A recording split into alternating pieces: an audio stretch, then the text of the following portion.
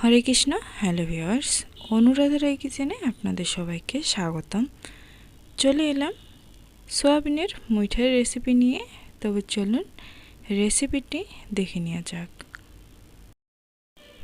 একটা কড়াই আমি জল গরম করে নিয়েছি আর দিয়ে দেব 1 কাপ পরিমাণে সয়াবিন। নেড়েচেড়ে আমি সয়াবিনটা ভালোভাবে সিদ্ধ করে নিব।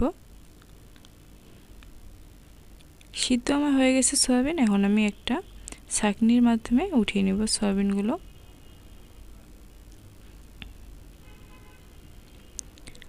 সয়াবিনটা আমি ভালোভাবে ধুয়ে পরিষ্কার করে চিপে একটা ব্লেন্ডার জগে আমি দিয়ে দিব। চিপে চিপে দিচ্ছি আমি সয়াবিনগুলো।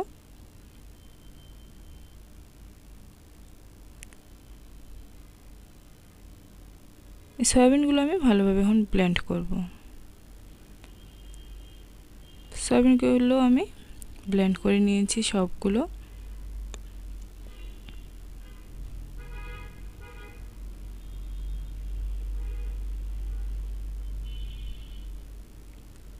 এখন দিয়ে দিব 1 চা চামচ পরিমাণে ভাজা জিরা গুঁড়ো ও হাফ চা চামচ পরিমাণে আদা বাটা, 2 টেবিল চামচ বেসন। বেসনটা দিয়ে আমি ভালোভাবে মেখে নিব। আর অফ ক্যামেরায় আমি লবণটা দিয়ে দিয়েছি। আমার কাছে কম মনে হচ্ছিল, তাই আমি আরেক টেবিল চামচ পরিমাণে বেসন দিয়েছি। মোট আমি 3 টেবিল চামচ পরিমাণে বেসন অ্যাড করেছি। ভালোভাবে আমি মেখে নিচ্ছি, দেখতে পাচ্ছেন।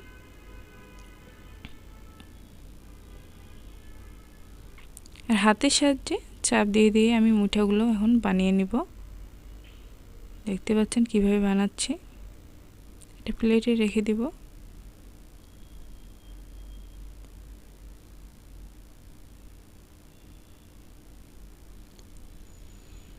সবগুলো সয়াবিনের মুঠা আমি এভাবেই বানিয়ে নিব।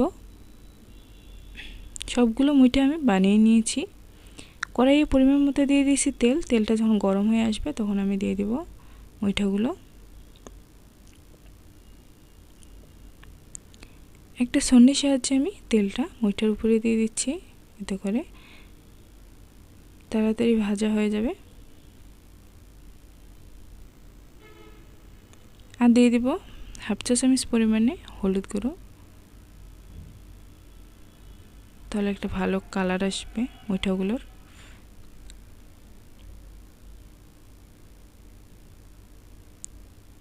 এক পাশ হয়ে গেলে অপর পাশেও আমি উল্টে দিব।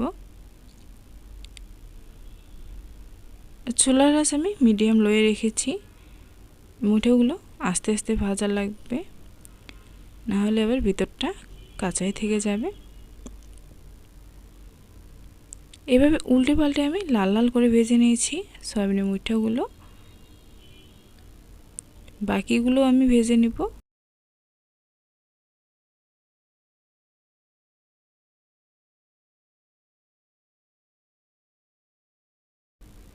এই মুঠাগুলো আমি লাল লাল করে ভেজে নিয়েছি, দেখতে পাচ্ছেন। মুঠাগুলো আমি তুলে নিব। সবগুলো সয়াবিনের মুঠা আমি ভেজে নিয়েছি, দেখতে পাচ্ছেন। বাকি তেলের মধ্যেই আমি দিয়ে দিব 2টি মাঝারি সাইজের আলু আমি ডুমো ডুমো করে কেটে নিয়েছিলাম। সেই আলুগুলো আমি ভেজে নেব এই তেলের মধ্যেই। দিয়ে দেব পরিমাণ মতো লবণ আর হাফ চা চামচ পরিমাণে দিয়ে দেব হলুদ গুঁড়ো। লবণ হলুদ ভালোভাবে মিশিয়ে নিয়ে আলুটা আমি ভালোভাবে ভেজে নেব। আলুটা আমি দেখতে পাচ্ছেন লাল লাল করে ভেজে নিয়েছি। এখন আমি একটা বাটিতে তুলে নেব।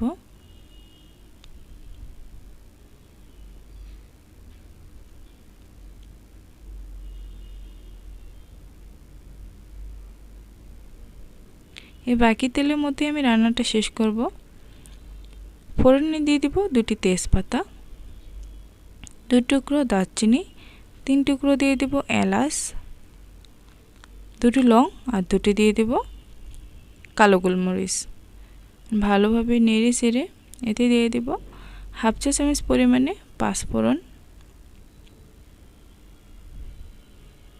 দিয়ে দিব 1 চিমটি পরিমাণে হিং। ভালো করে সব কিছু নেড়ে চেড়ে দিব। এখন দিয়ে দিব 2টি মিডিয়াম সাইজের টমেটো কুচি।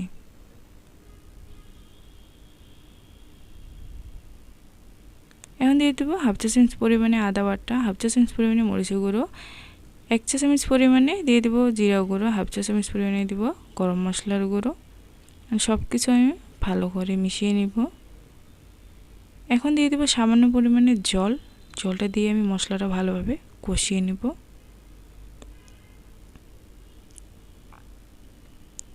মশলা আমি ভালোভাবে কষিয়ে নিয়েছি।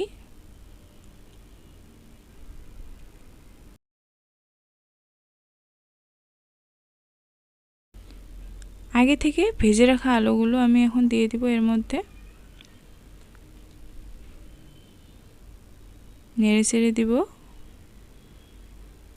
দিয়ে দিব লবণ,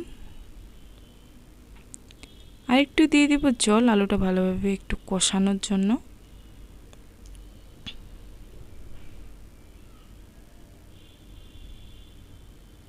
আলুটা আমি ভালোভাবে কষিয়ে নিয়েছি।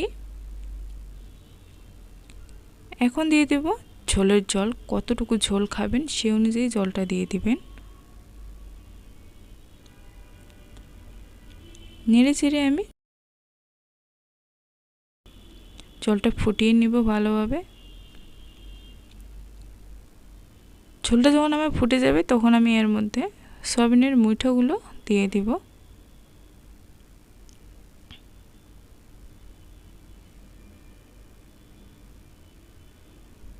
একটু নেড়ে চেড়ে দেব।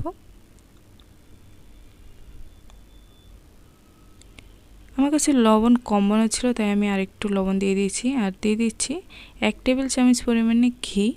ঘিটা দিলে ফ্লেভারটা খুবই ভালো হয় খেতে নিরামিষ সবজির মধ্যে। এখন দিয়ে দিব 3টি গোটা কাঁচামরিচ, আর দিয়ে দিব ধনেপাতা কুচি। তাহলে ভালো লাগে আরও খেতে বেশি। এভাবে নেড়ে চেড়ে আমি 3-4 মিনিটের মতো ঝোলটা ফুটিয়ে নিব। দেখতে পাচ্ছেন কতটা সুন্দর দেখা যাচ্ছে, আর খেতেও খুবই ভালো লাগে এই মুইঠাগুলো।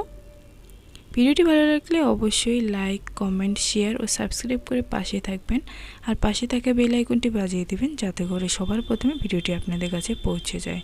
এই তো খুব সহজে তৈরি হয়ে গেল আমার সয়াবিনের মুইঠা। খেতে খুবই ভালো লাগে। আজ এ পর্যন্তই। দেখা হবে এক নতুন রেসিপি নিয়ে। সে পর্যন্ত সবাই ভালো থাকবেন, সুস্থ থাকবেন।